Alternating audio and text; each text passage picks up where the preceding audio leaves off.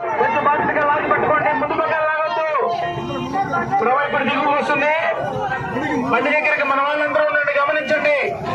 ముందు పక్కలు లాగొద్దాయా, వెనక పక్కలు కొంచెం లాగి పట్టుకోండి. ప్రభు ముందుకుంది, గమనించండి. నిదానంగా తిప్పండి. ముందు పక్కలు లాగొద్దు. ముందు పక్కలు మొత్తం రోడ్డు మీదకి వచ్చేయండి. బాబు ఇటు పక్క రోడ్డుకి వెళ్ళాలి మీరు. స్తంభాలు గమనించుకోండి, ముందు వైపు స్తంభం ఉంది.